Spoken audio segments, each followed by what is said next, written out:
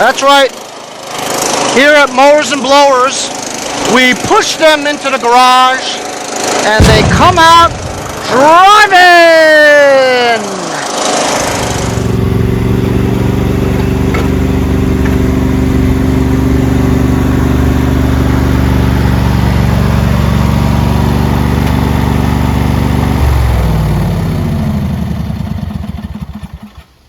Hey guys, how you doing? It's Henry.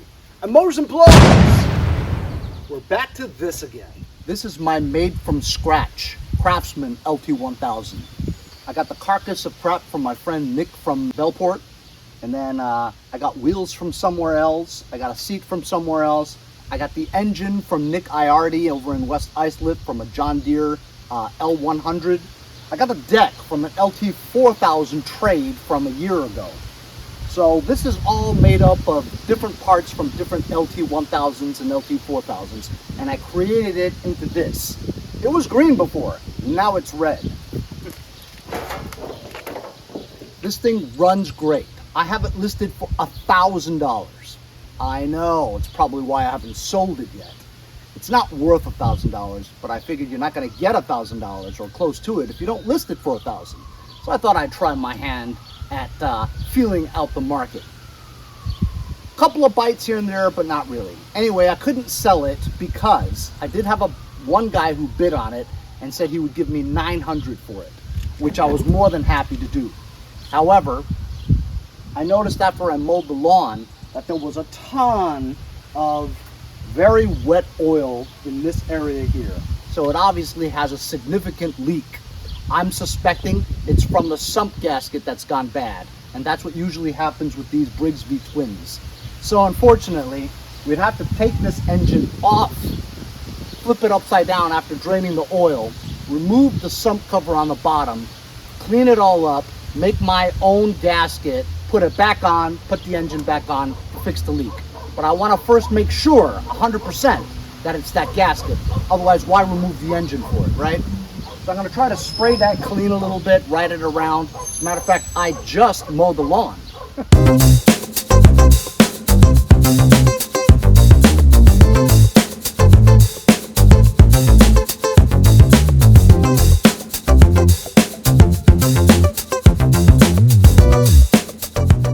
So I've been trying to wipe away a lot of the excess oil in the area just so I can ascertain where the leak is coming from.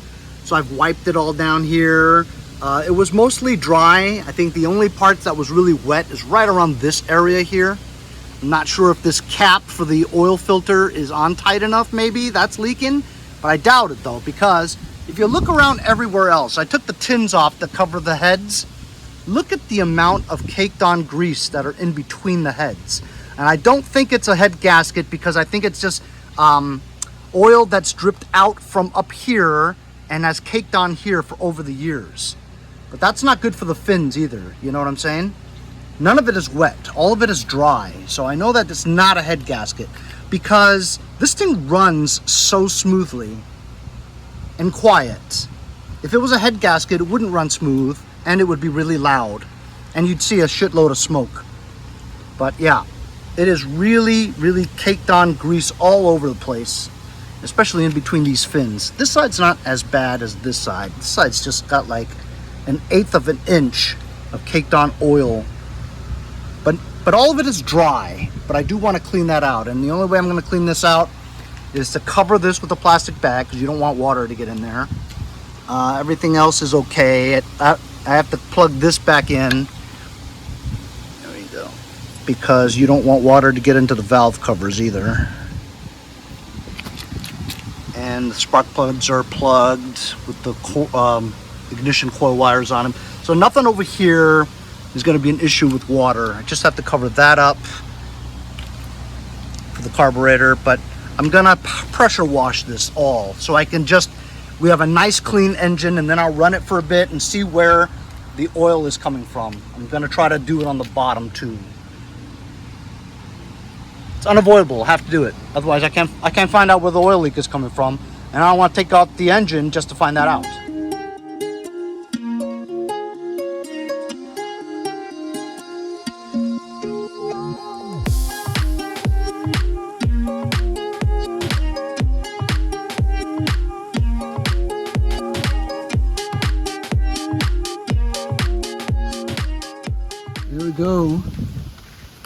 Dirty job. Sprayed everything, cleaned up the whole tractor, the fins. Now I'm gonna have to let it dry off completely and then run it so I can see where the oil's coming from. Came at a cost. My hose is busted. I've never had a good hose, ever. So while we're waiting for this tractor to dry so I can see if it starts or not, I got this in the mail from my friends over at JF.EGWO. JF.EGWO has had a lot of very reliable products that I've gotten in the past, such as their jump starters with the jump starter tire inflator combo, or just the mini tire inflator. This one here is a big tire inflator. In the box is a nice carrying case, zippered enclosure, instruction manual, and on this side over here you have the tire inflator nozzle hose with some attachments clipped onto it for your pool toys or your sports balls such as basketballs, footballs that you need to inflate, and also another type of nozzle that you can use to inflate your air mattresses or air boats and stuff when you go camping and outdoors activities. It also has a USB-C charging cable so you can charge up this unit. This unit is a 300 PSI max, 24,000 milliamps per hour. As you guys know, I always use these tire inflators. They're very convenient because I'm always messing with my tractors in the backyard. When I leave them back there for a while, the tires start to lose its air, and so to get it to the front of the garage so I can work on them, I gotta go and pump these things up. Instead of lugging an air compressor all the way back there and then trying to find a plug, you have this portable one right here, all ready to go. Just put the nozzle onto your valve and start inflating. Has a little handle here and a huge LCD display. To turn it on, as you can see, 94 0 PSI, 94% charge. Take your nozzle and connect it onto the nozzle that's attached to here. To turn it on, press the button.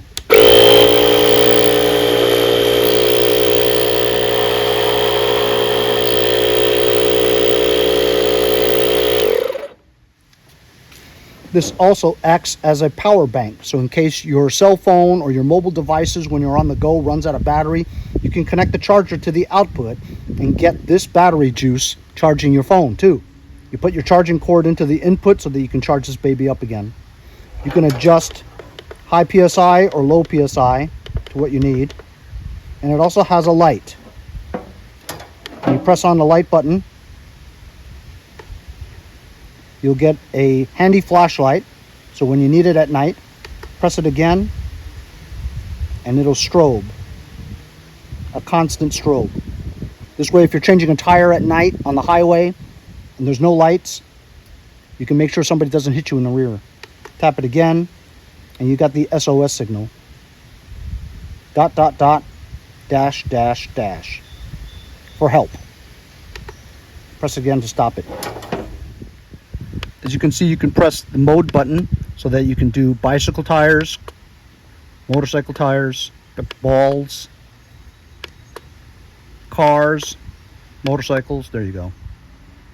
And you can select your PSI. Once you have your selected amount of PSI, let's say 10 PSI for tractors, it'll shut off by itself when you get there. So for tractor tires, your maximum PSI for a tractor tire is usually 10. So we're going to put it on the ball selection because that's where the range is. Now select 10 PSI. We're going to inflate that to 10 PSI. This might be already, but it feels a little soft. Okay, I've got this tractor tire set at 30. 29.5, and it'll stop at 30. So here's another great product from JF.EGWO. Very reliable. I've always had great results with the JF.EGWO line of car accessories. If you guys need a portable tire inflator that also has a power bank feature so that you can charge up your electronics and blow up all your toys and your balls. That's what she said. To add air into your truck tires or your garden tractor tires. Something to have really convenient. You just grab and inflate your tires. It's fantastic. I'll leave a link in the description if you guys are interested. Now back to the fix. Fired right up. Good morning. Yes, I'm up really early today because Bobo was barking at the guys across the street because they're doing Andy the Brit's new roof. So I'm in the backyard today. This, as you know, is my dumpster hauler. I got it from the side of a dumpster, thanks to a tip from, I forget. Anyway, we brought it home. I got the Cola Command engine that was in it to run, and run pretty good. Put the hood on. We put a couple of wheels in the front, although they don't really hold air very well. I didn't know what to do with it because I intended to take this engine to put it on the John Deere LT160. But I got that engine worked out. So now I have a spare hauler with an engine on it. I listed it for $425, and believe it or not, some lady's gonna come and buy it for $425. So I gotta start this baby up, get some air into the tires, and roll it out front for her to pick up. How about that, huh? Let's see if it starts.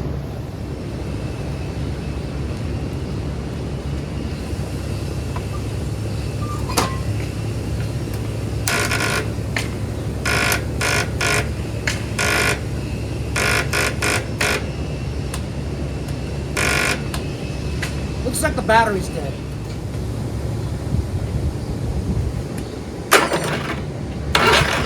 It's okay. Just screws weren't on tight enough on the terminal.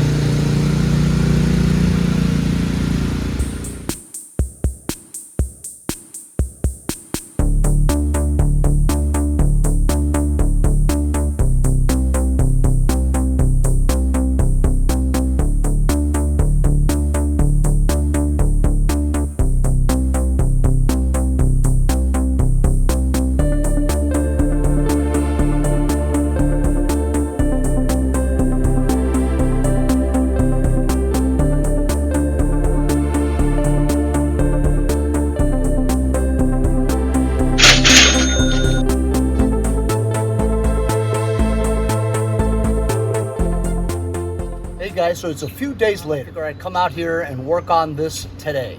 It's hotter than hell, 92 degrees, 100% humidity. I shouldn't be out here, but I am, because I want to get this thing taken care of. After power washing the whole thing, I need to start the engine up just for a little while, see what the oil splashes and everything, and where the oil is coming from. If I don't have to flip it upside down and replace the sump gasket, I shouldn't have to. Hopefully it's from somewhere else that's easier to fix. But I have a feeling that's exactly where it is, because I read up on one of the most common problems of the Briggs V Twin, and here it is. So over the past 3 days, it's just been sitting here. I wanted to cover it up to make sure that nothing happened. I plugged the hole with a cloth for in case rain got into it, whatever. But anyway, as you can see, the engine's relatively clean. There are parts that are still kind of dirty, but pressure washing took out that thick coat of piled up debris and old oil. It was all dry oil. The only wetness that was concerning was in this area. And if I looked on the internet, I saw that this area right here, the sump gasket always fails. That's the most common failure point. And if I can get you really close, try to pay attention. There you could see the black part in between the seam where the sump and the short block meet. Well, it stops right around here, the black part, and then it continues again here. So I think that the gasket is busted right here. This 1.5 inch length from that black part to this black part here, I believe that moved or came off or something, and I think the oil is leaking from right in here. So I'm gonna start up the engine, let it run for a few minutes, not a lot because I don't have the cover on there or the tins, and see if that's where the oil comes from. If it comes from another area, I'm gonna have to take, well, either way, I'm gonna have to take the engine off, flip it upside down after draining the oil. Start it up, run it for a few minutes.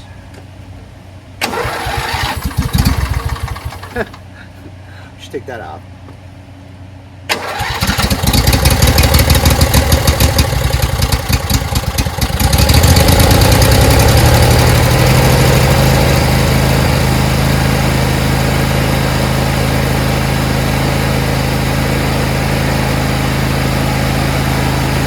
Engine really sounds good.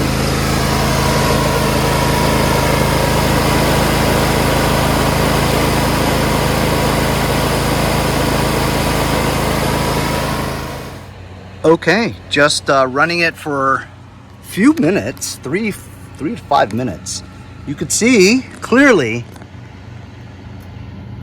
oil is dripping down from this part of the gasket. Actually, it's the part where you could see the black. So I think that gasket's busted. Right there. See that? So I think it's right there. This area here, there's no gasket there. And that's why the oil is dripping from there. It's for sure, that's it. So unfortunately, gonna have to take the engine off. I mean, it's easy, but it's not fun. 4 bolts all the way on the bottom. May have to jack it up to make it easier. Engine's hot right now. Might have to disconnect some throttle cables, harness, whatever. Gonna have to drain the oil first because when you flip it upside down, it's gonna leak all over the place. Put you on time lapse, gonna take a while.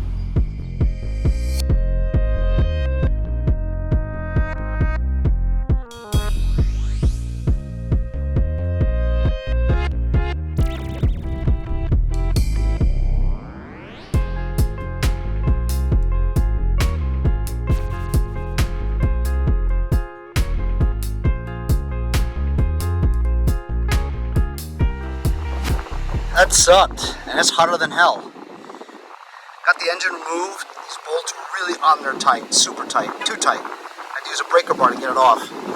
Anyway, here it is. The sump cover is very small, considering it's such a big engine.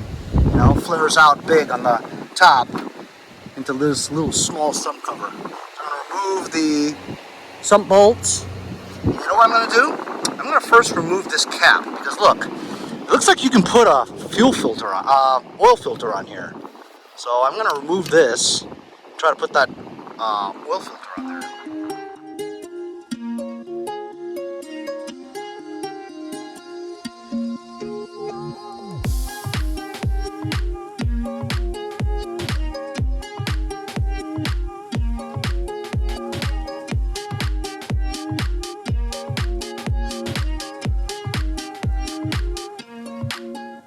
Somebody tell me what the hell's going on. I got the cap off, not easily with that wrench, okay? Now I proceeded to put the new filter on there, and you can't put it on there.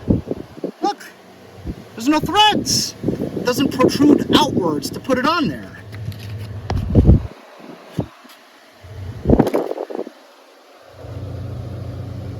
Guess I'm gonna put it back on. I'm gonna have it full of filter.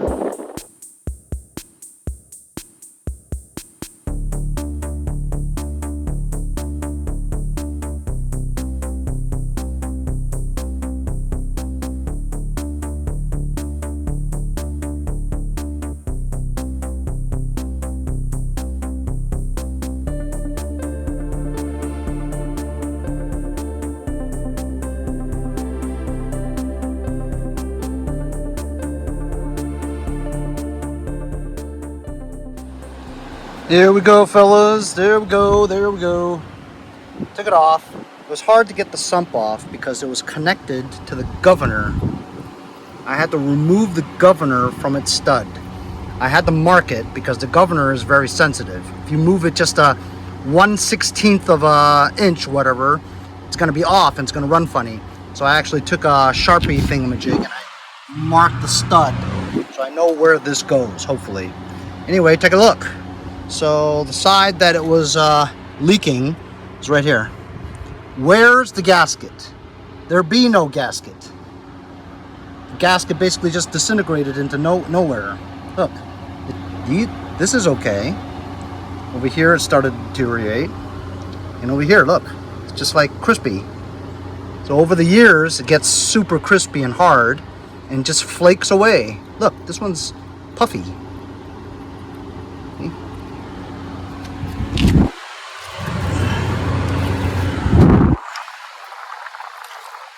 Oh, the rest of it's over here. So anyway, I'm gonna clean the surfaces up to the mounting area.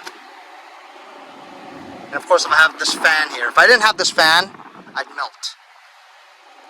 I'm melting. I'm melting! I'm gonna get some RTV silicone, razor blade, make my own gasket, put it back on, that should be it.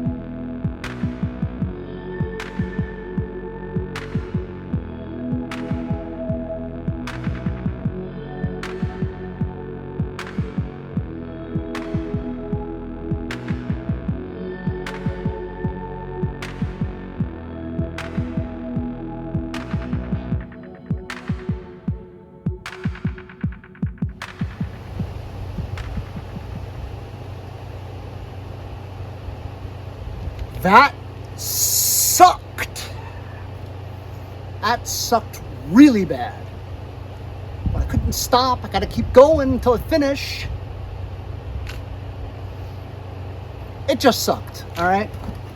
But I feel that this is a much more healthier engine than before. There were screws that weren't even tight. Spark plug wasn't even tight. There were some missing screws all over the place. I put the springs back. I'm not 100% sure they're going to fit right because I removed the governor lever. I mean, I made a mark and it's back on that mark, but who knows, you know. It just sucked. It was a lot of work. The sump cover wouldn't go back on there right because the damn little shaft to the fuel pump kept slipping out and getting caught. And then when I tightened it once, crankshaft wouldn't move at all, so I had to take the cover off of the bottom sump that gives you access to these, you know, gears, whatever, where the fuel pump thing is, the oil pump shaft. That's how you had to put it in. And that was leaking too. The screws weren't even tight for that cover. So I finally put it all back together again. I don't know if it'll run. I hope it does. We're gonna try right now. Just take a look at this mess. I mean, just yucky. Oh, God. Here we go, moment of truth. Removed the engine, flipped it upside down, made my own gasket, did some other shit. What do you guys think? You guys think it'll work? God, I hope so.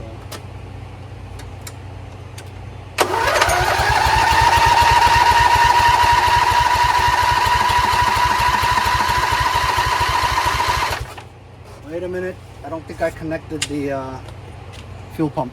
All right, now the fuel pump is connected. You know, it's a good thing that it didn't start. You know why? What did I forget? I forgot to put oil in it. Gotta put oil in it. Gotta put some Earl. So while I was putting oil in it, just letting it settle a little bit, look what I saw.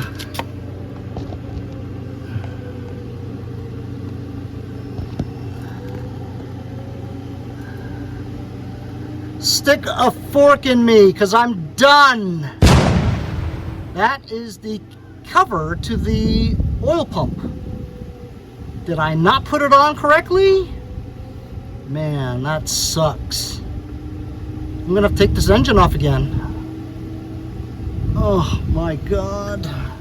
That's all I can stand. I can't stand no more. That's all I can stand. I can't stand no more. While I'm out here doing this, might as well try out my new grease gun and grease the zerks. Ooh. And also there's another zerk on the axle where the wheel goes on. I'm gonna try that. Cool. What am I gonna do? I'm gonna have to take off the engine again and see why it leaks out of the oil pump area. Doesn't make any sense. Guess this is not over yet. Coming back tomorrow because I'm dead. UPS just came, brought me a whole case of liquid ice energy drink. That's right, liquid ice energy drink is the most best tasting, refreshing, filled with excellent nutritious elements in it. That's right, liquid ice, the next generation.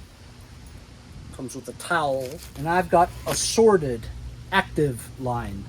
Liquid ice orange, cherry, sugar-free, supreme classic. Can't wait to drown my sorrows in some of this. Go check it out. It's available online at Walmart or your Amazon store. Go check it out because Henry told you to. So I'm back. It's the next day. It's taken me almost a week to get this leak fixed.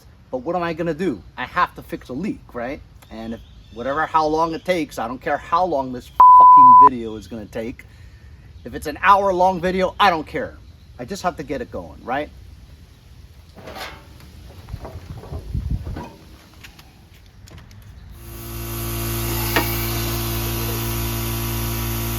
Saved you guys from all the carnage. Did it off camera. That's way, this video is not gonna be like 2 hours long.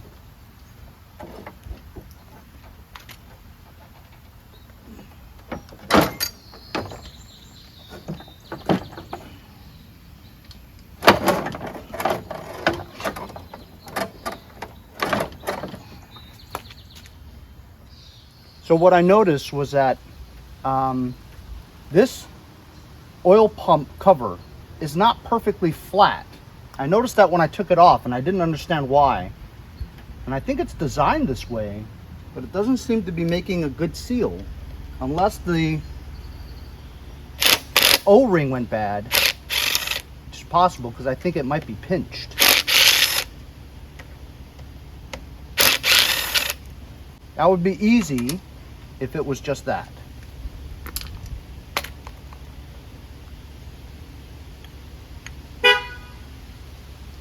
So there's the O-ring. And this seems like it's okay. It's not broken or anything. But if you look at the O-ring though, I'm gonna take it off. And look, this is not perfectly flat. It's like warped and bent. But it almost seems like it's supposed to be that way, like it's designed that way. You see like a tri kind of a lift there. It's very unusual. So I think that's the reason. I have to bang this thing completely flat for this to work. And also, to make sure that the O-ring is seated properly, you put it in here first. I think maybe because it barely fits, it's kind of swollen in this canal. When I put it on, I might have pinched it. Is what it is. So I think if I just bang this flat and reinstall this, it ought to work. Also, looking at the linkages, I'm missing a spring that goes from here to here. Also because I removed the governor lever when I took off the sump. This has to be reset just to make sure. So you push the throttle. Here's the throttle, okay? The governor lever connected to the throttle. Push this down all the way so that it's at full throttle. Make sure your lever is at full throttle. Then you loosen this 7/16 bolt to loosen this off the shaft of the governor shaft. And you turn this clockwise until this is all the way at full throttle. Hold it and then tighten it. That's how you know it's reset. This should be right. The governor should be reset now.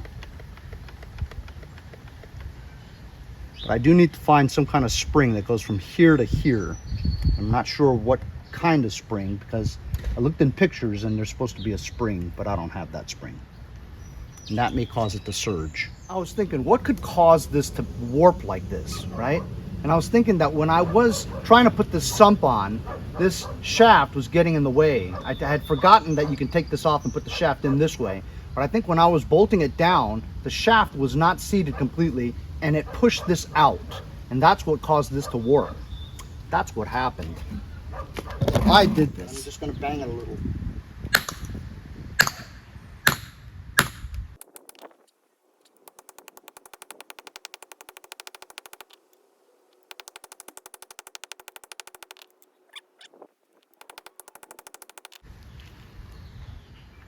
Just to make sure, I put a very slight bead around there, just so it won't leak.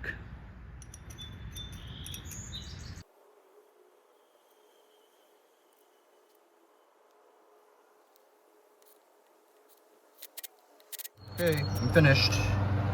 Put the cover back on. I put a spring there. And I know why I had to put a spring over here, is because I put a spring over here to there because I didn't have a spring there. So now I moved that spring to where it's supposed to be here. This is correct because I actually marked it and it's right on it. See the mark right there in the middle? Put a mark right there and it's right on it. So I reset it correctly, hopefully. Anyway, for those of you who don't know how the linkage works on these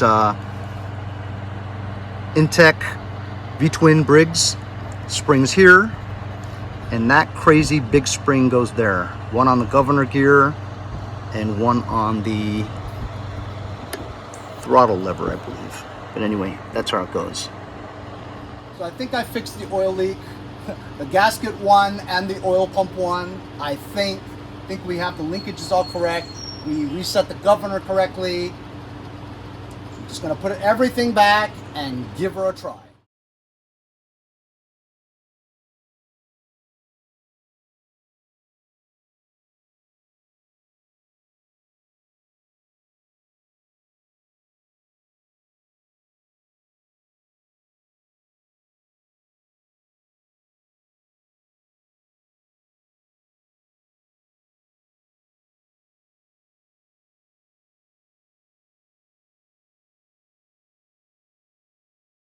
All right, ladies and gentlemen, here's the moment of truth.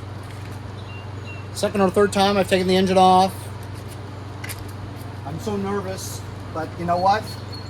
You just gotta do what you gotta do, right? It's gonna crank a little bit because fuel pump needs to get fuel there. Oh God, please.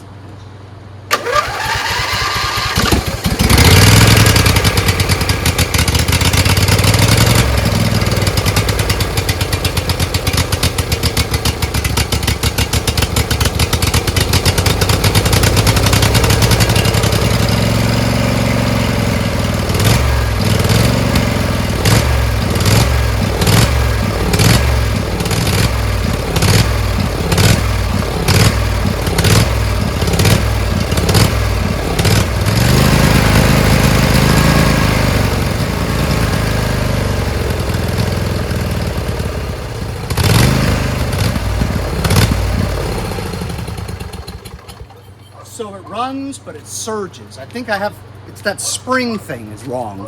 When I put pressure with my hands, it runs pretty good. But if I don't touch it with my hands, it surges.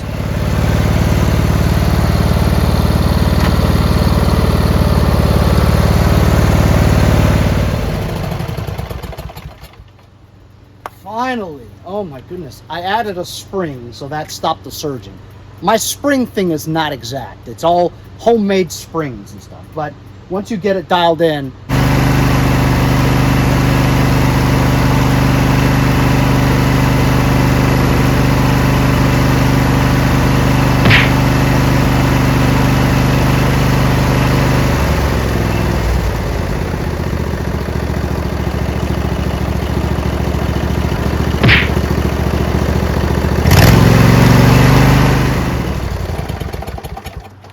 perfect.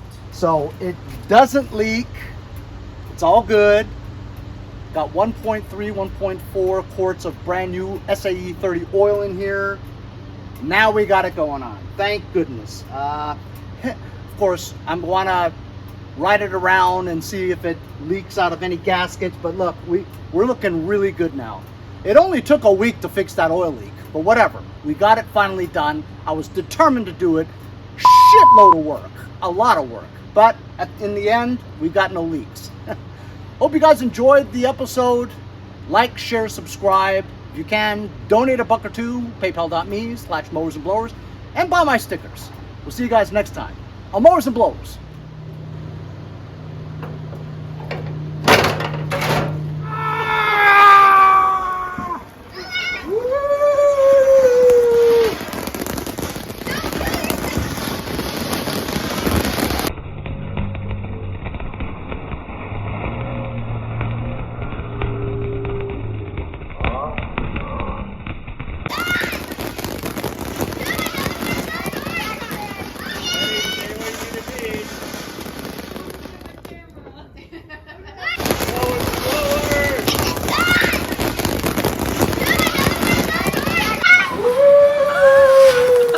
See you guys next time on Mowers and Blowers.